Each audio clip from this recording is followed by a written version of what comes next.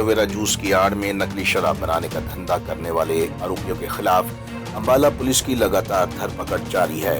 Police अधिकारियों ने बताया कि इस अवैध शराब के धंधे से जुड़े लोगों के कई राज्यों से तार जुड़े हैं और अभी तक इस मामले में 17 लोगों को गिरफ्तार किया जा चुका है।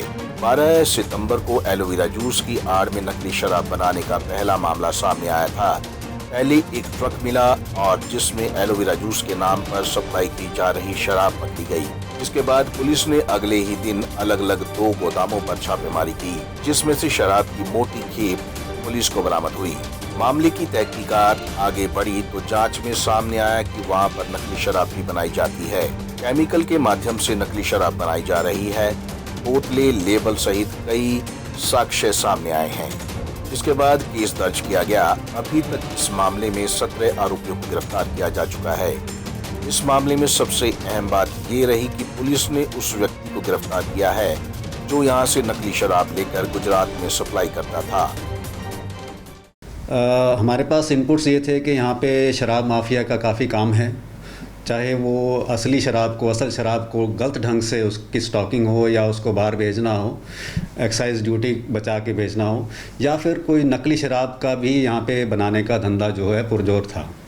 तो उस पर हमने इन्फॉर्मेशन पे हमने जैसे कार्रवाई की तो हमें एक ट्रक मिला, जो ट्रक था जिसमें वो शराब भरी गई थी। जब वो ट्रक पकड़ा गया तो उसके बाद हमें बहुत सारा जानकारी मिली, बहुत खुलासा हुआ। उस ट्रक में जो शराब थी वो शराब उस ट्रक में नहीं जानी चाहिए थी, वो ट्रक में एलोवेरा जूस जाना चाहिए था, जिसके नाम पे वो शराब उसमें भरी गई, एलोवेरा जूस के नाम पे भरी गई। आगे तफ्तीश में हमें बहुत सारी जानकारी मिली। उस जानकारी पे हमने गोदाम पे रेड करी तो उस गोदाम में हमें भारी मात्रा में अंग्रेज़ी व देसी शराब मिली है। उसके आगे जैसे ही इन्वेस्टिगेशन में हमने प्रोसीड किया तो हमें एक और गोदाम की जानकारी मिली। एक और गोदाम पे हमने रेड करी तो उस गोदाम में भी हमें भारी मात्रा में शराब मिली। इसके साथ साथ जो शराब मिली उसके साथ साथ वहाँ पे हमें और बहुत इक्विपमेंट मिला, जिसमें पता लगा, देखने से जो मालूम हुआ कि वहाँ पे नकली शराब भी बनाई जाती है या शराब बनाई जाती है। जिस तरीके से वहाँ पे उसका सारा इस्तेमाल होता है, जो केमिकल्स का इस्तेमाल होता है या स्पिरिट का इस्तेमाल होता है शराब बनाने के लिए वहाँ पे जो है चीज़ों का इस्तेमाल होता है, लेबलिंग के लिए चीज़ों का इस्तेमाल होता है, बॉटल्स का इस्तेमाल होता है। तो वो सारा इक्विपमेंट हमें उस गोदाम में पड़ा हुआ मिला। तो जिस पे हमने आगे कार्रवाई की, हमने केस रजिस्टर किया under various sections of law और उसमें आगे हमने फिर गिरफ्तारियां शुरू की।